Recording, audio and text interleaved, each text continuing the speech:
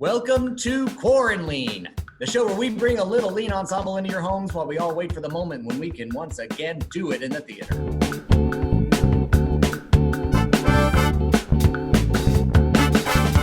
I'm Blake White, and this is episode 10 of the online talk show, and it's the last episode of season 1.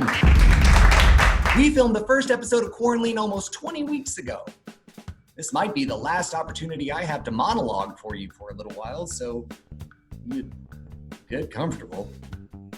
But don't worry, I am not going to use words that have been beaten within an inch of their semantic lives over the past 6 months.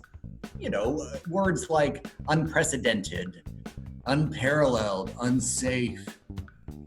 And if one more person explains to me how this country is more divided now than it has ever been before, I am going to lose it. Now, that said, the pandemic has had a profound ability to pull back false bandages on shortcomings that were already all around us, like social, racial, and economic inequities, deep-seated division, and destructive political partisanship. We need to come together. We need a common purpose. We need to be reminded of the values that we all share now more than ever before. I am not a politician, and I am not trying to sell you something yet. But I think I might have come up with the perfect thing that can bring us back together. The thing that can remind us of the vast humanity that still exists deep down inside each and every one of us. Call it a return to civil discourse. Call it a positive frame of mind. But I believe that we can all come together as a collective of one and agree that the year 2020 has been an utter garbage fire. Now, I am not at liberty to say to the year 2020 what I think it really deserves to hear, because my mother raised my brothers and me with the understanding that only unintelligent people cuss because they can't think of anything smart to say. So with that in mind, I have searched the English language, and I think I've come up with a perfect colloquialism for this occasion. You see, we're in the South. And when good Southerners really hate something, they don't cuss at it. A good Southerner looks it square in the eye and says with a smile, "Bless your heart." So, join me, and let's say to the unending list of bile that has made up the year 2020, bless your heart. Bless your heart, coronavirus. Bless your heart, canceled theater productions. Bless your heart, canceled weddings. Bless your heart, masks, getting sick, murder hornets, Hurricane Laura, Hurricane Sally, just hurricanes in general, lockdowns, recessions, dying, sporting events with virtual fans, Zoom meetings, postponed vacations, political ads, looting, unemployment, Australian bushfires. Oh, did you forget about Australian bushfires? Because the West Coast fires will remind you. The word furlough, that weird lady who was always with Jeffrey Epstein, restaurant closures, and the delay of what is certain to be the greatest movie of all time, Top Gun Maverick. Woo. Feels good to get all that out. Nothing like a common enemy to really bring everybody back together. My guest today is someone who has never uttered the words "bless your heart" in her entire life. She is a Tony Award-winning Broadway producer who has also served as the president of the board of directors of Lean Ensemble Theater since the year 2016. We're going to talk the future of Lean and the future of theater with everybody's good buddy, Myla Lerner.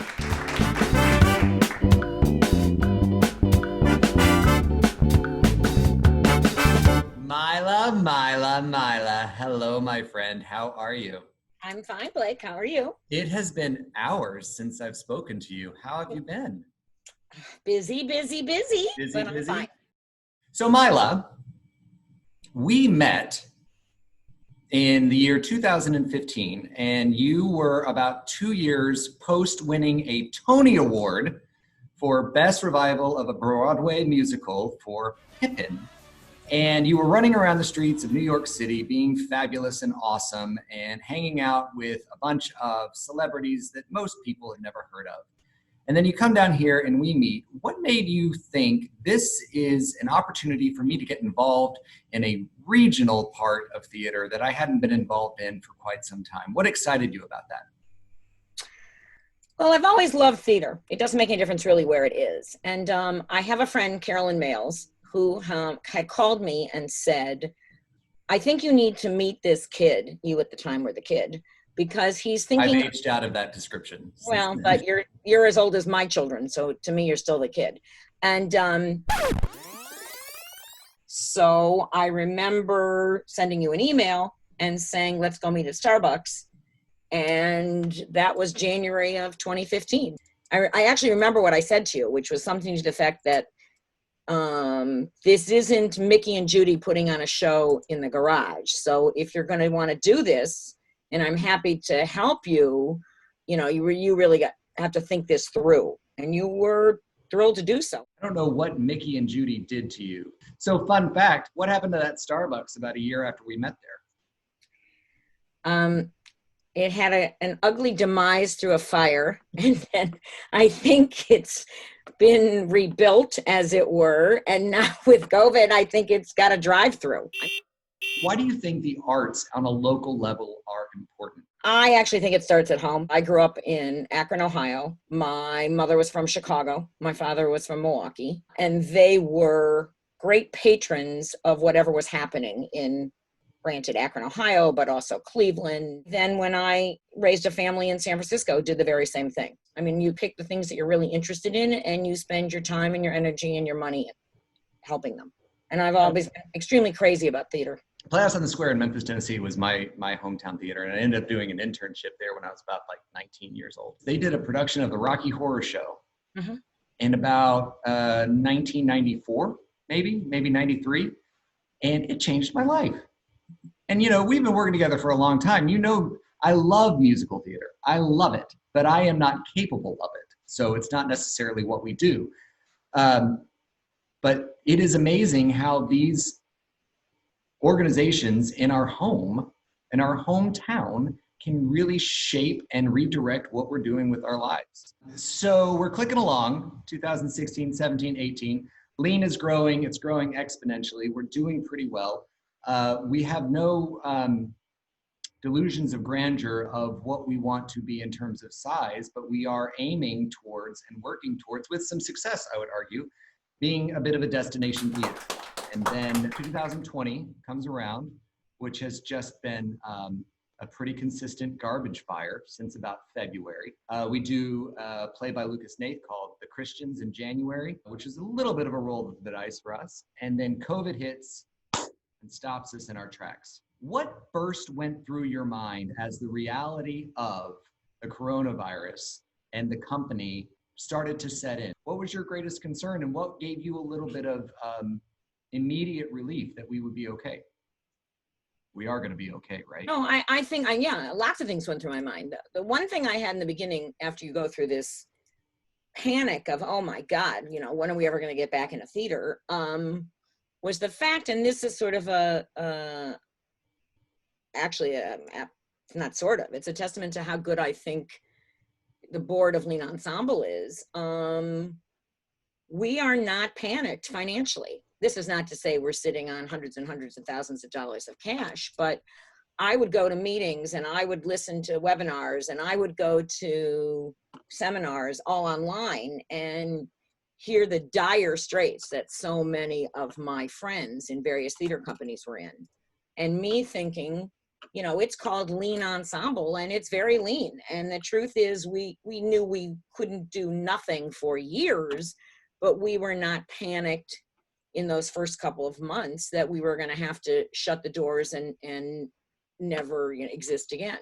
We have an audience that wants us to do things. It's just whether or not we got back into a theater or whether or not we were able to present productions that way. We just had to, make a turn off the road and go in another direction, which is what I think we're doing. it has been incredibly important to me to remember who we are and what we do, while also trying to stay with the moment and improve through it. How have you fought that urge to get loud and start screaming through this, and also remember who we are, and also remember who we are as private citizens? I see your giggle because perhaps we might like to yell and scream a little bit more. When I wear my Lean Ensemble hat, I am not about to stand on the top of the rooftops and do a political rant. I mean, I don't do any political rants. I don't do any Facebook politics. I always felt that one of the things about Lean Ensemble that was important was that we would have a motto almost, that the conversation begins when the curtain goes down. So no matter what you were putting up before the public, we would be talking about it. We met at Starbucks, and then I believe you went back to fancy New York City for a while I stayed here and tried to put our first production together, which was a play called God of Carnage. Mm-hmm. We didn't see that much of each other in that amount of time, and you walked into theater pretty cold, right? That could have been a bit of a disaster because you put some work into those few months. No, I mean, I'll tell you the truth, and I remember this distinctly. I mean, one of the things I always do as a producer is that I always go to either preview nights, but more importantly, I always go to a show before it's frozen in New York. So, because I don't ever want to be surprised opening night. I don't want anybody there, and I don't know what's on the stage. Explain to our dozens of viewers what frozen means. Because some people might. Frozen means you're working on a show, there's all kind of notes, and then there becomes a certain time where the director says, that's it, we're done. We are not changing this one moment more. This play is now frozen. And what you are going to see on the stage is not going to be altered. And I remember saying to my husband, Kramer, I'm gonna go. And if it's not very good, I'm going to sit through the whole run and I'm going to thank them for their time and energy. I mean, I would have gone to the performances and I would have said, you know, I don't really know if this is where I really want to be. But I remember thinking in the very beginning, my God, this is really good. And who knows where this could go. And I'm in this for the ride. So, well, you know, and I always wanted, I think your community is only as good as what you present to them in the world of arts and culture. The truth is, you know, there's a mighty little community here doing some pretty terrific things. You know, one of the actors in God of Carnage is actually one of my very favorite actors on all of planet Earth. And her name is Peggy Turk-White. And she has been leading a contest for the past, 8 weeks about finding the finest and best quarantine cocktail, QUARANLEAN cocktail. And I believe she has a winner. So let's swing it over to Peggy and find out who won the contest. Hey everybody, it's Peggy Turk-White, and I'm here to announce the winner of the Lean Teeny contest. You'll see I have 2 glasses in front of me, but only one person, all by myself. Jenny Smarsley was supposed to join me today. Unfortunately, she couldn't make it. I miss her terribly, and I hope to see her very, very soon. However, I'd already made her drink, so I guess I'll just have to drink them both. Who won this contest, you want to know? Well, people, could it be anybody else but my mother? I mean, she even named it after TF5. A mother's love. Love you, Mom. So what is in this Lean Teeny? Well, you can start with gin or vodka, then add an ounce of simple syrup, then add your tea of choice, chill your tea. You could use, I don't know, chamomile, jasmine, lavender, a tangy lemon blend, which might be a great idea because you then take a lemon wedge, line the rim, and then, you know, put some sugar on it. Yeehaw. All right, let's have a taste of this bad boy.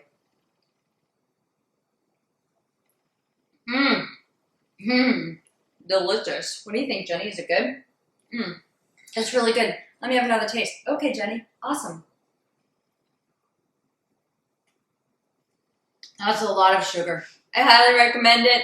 We'll put it online. Thanks, everybody. See you at the theater, hopefully soon, soon, soon. Bye.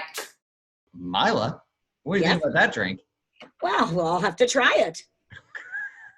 One of the things that has always attracted me to theater is the fact that everybody always talks about how it is dying.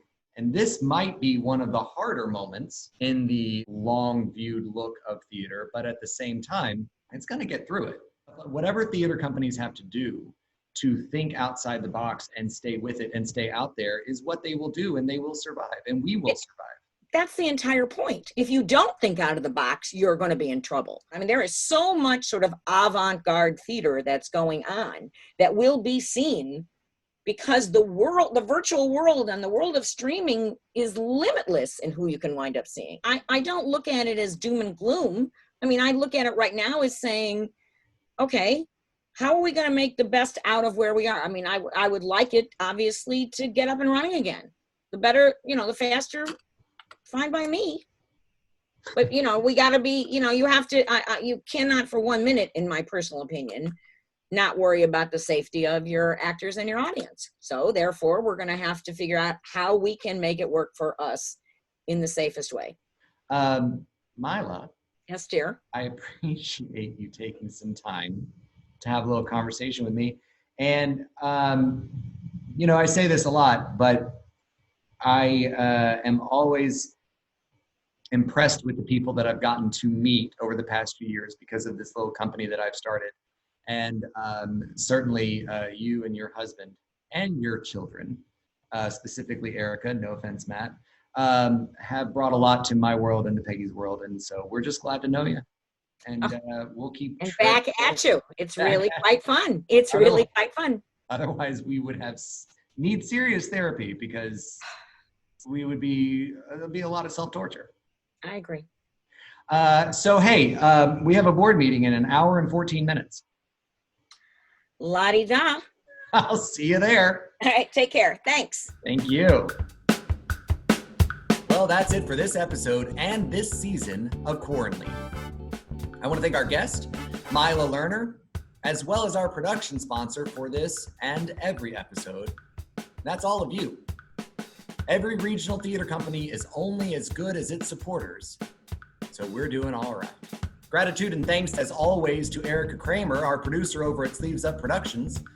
You may remember in the first few episodes, I said I have no idea how any of this works, and thanks to her, I have not had to learn. Apologies for running out of time to the rest of the board of Lean Ensemble Theater. Can we fire him? Bless their hearts. We will see you at Mitchelville, everybody. Tickets will be available October 1st, and the show will be available virtually October 29th through November 1st. And until then, please stay safe, stay healthy, and most importantly, stay sane.